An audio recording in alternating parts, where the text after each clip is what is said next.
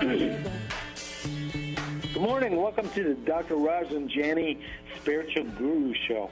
We are here to make you all around perfect. We provide the best information on how to marry traditional medicine with different natural spiritual modalities. Hi, Jani. How are you today? I am doing so well. Thank you. Happy Monday. Happy Monday. What's it like in New York right now? Cold? It is rainy. It is rainy and cold, but, it was sunny yesterday, and everything comes in cycles because we need the rain to wash dirty New York streets. I'm telling you, what you see on the streets of New York is kind of gross. Can I say, why aren't the streets dirty in L.A.? Come on, seriously? I don't see dirt around. I mean, maybe I'm just biased, but it's always sunny here. It is now sunny. Going to hit probably 75 or 80, so I might need my jacket.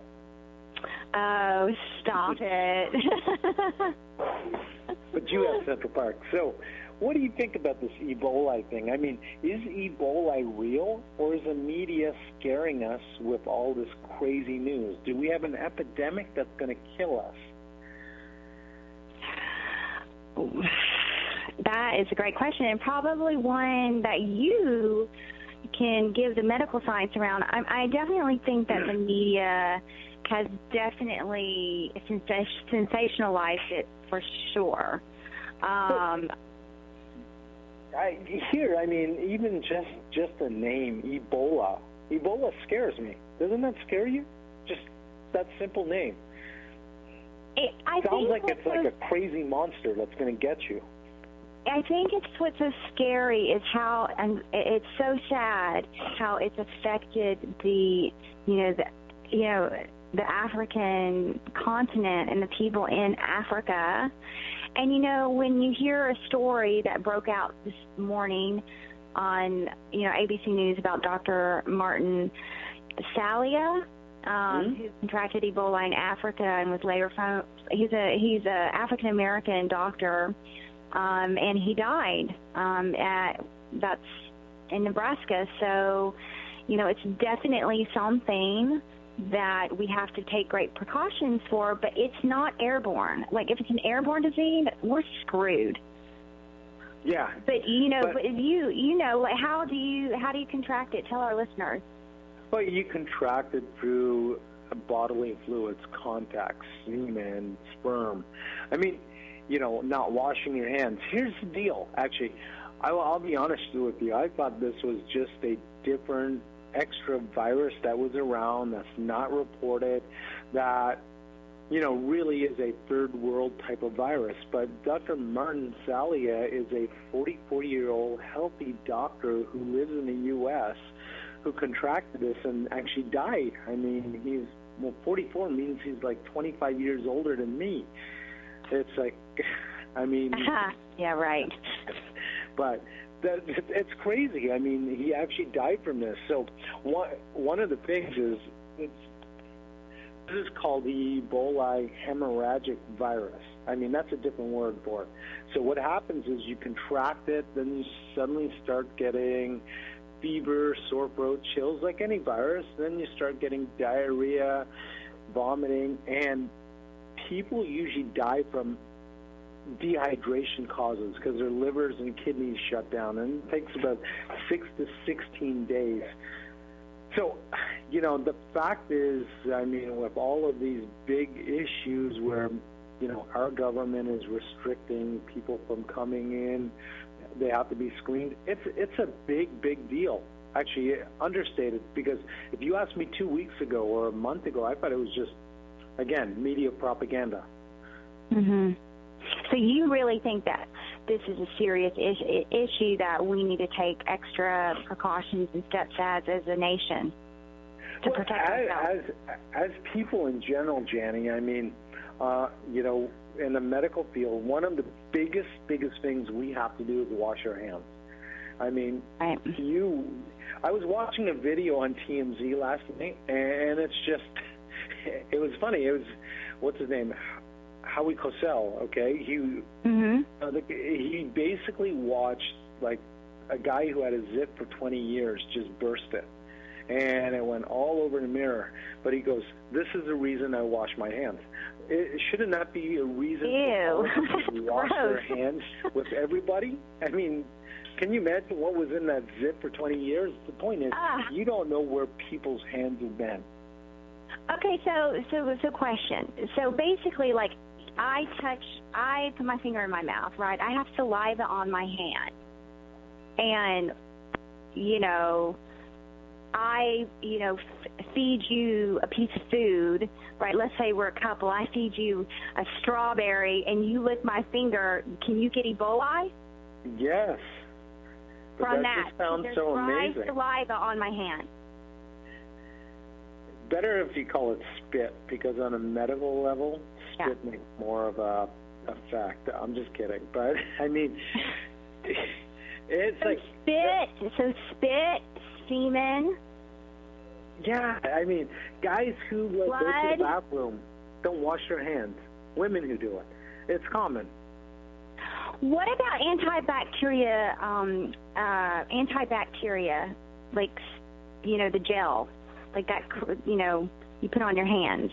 You're not washing your hands. Does that kill what's on your hands, or are you not safe from Ebola? So here's the deal. That definitely kills it. I mean, I've been a big proponent of the fist punch.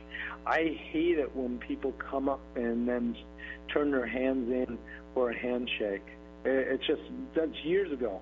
And then this is for the sake of Ebola, MERS, and every infectious disease you could ever get. Unless it's someone you want to be intimate with or who you're close with. I mean, I definitely am not a proponent for a handshake. So if you ever come up to me as a stranger, go for a fist punch. I mean, you're much safer off. That's fine, because I always hug and kiss people on the cheeks anyway. But you share saliva. No, I kiss on the cheek. What if they turn and then, like... They turn and try to get a wet willy one for me? Well, yes. What do you do? That never happens, but I'm a hugger. I'm a big believer in hugging, and I love kissing people on the cheek when I first meet them, like the French. And, yeah, that solves everything. Let's be more loving. Let's all hug, and then we don't have to worry about shaking hands and getting the Ebola virus. Well, it would be really strange for a big, burly man like me to go start hugging guys on the cheek when I see you the first time. Wouldn't it? Well, you could. It might be a little weird at first, Dr. Raj, but you live in California. Everyone's pot-smoking hippies out there, aren't they? Yeah, I guess so, but still, I think I would have major issues that I'd have to deal with every night for every person I did that with. In my own. Oh. That's my spiritual side I'd fight with. Yes. So specifically, what I'm hearing you say, though, is the number one thing we can do is wash our hands. And obviously, wash our hands. But does the Ebola, if you're having sex with somebody and you're wearing a condom, does the condom protect you from Ebola? It doesn't, does it? I mean, here's the problem. There's so many, the art of having sex is not just the sexual component. It's everything before and after. So you're right. Like you're kissing. No matter what. You're going to get it with a partner probably, because you're going to share something. Yeah, so the secret is don't go right now to Liberia, Sierra Leone, Guinea, and start having sex yet. Okay, right. I mean, wow. The deal is universal precautions. I mean, obviously Dr. Martin Salvia didn't contract this because he was immunocompromised. He contracted this because he was extremely exposed to all of these conditions under unsanitary, no matter what people say. It's a third world country. These are third world countries this is happening, and this is not England's Ebola attack.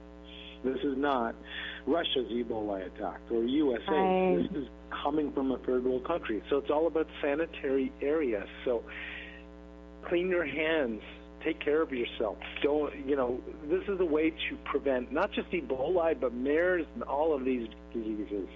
So we really and I just want to say, just to give our immense gratitude to these healthcare workers who are putting their life at risk on the front lines every day to help, these people in Africa and across the world. They're, I just saw on ABC how they're putting together a new song, the old band. Did you see that? They're getting all these singers and celebrities to do a song. I think let's stay tuned for the next, because the next segment's very much related. It's about stem cells, the most amazing invention since antibiotics.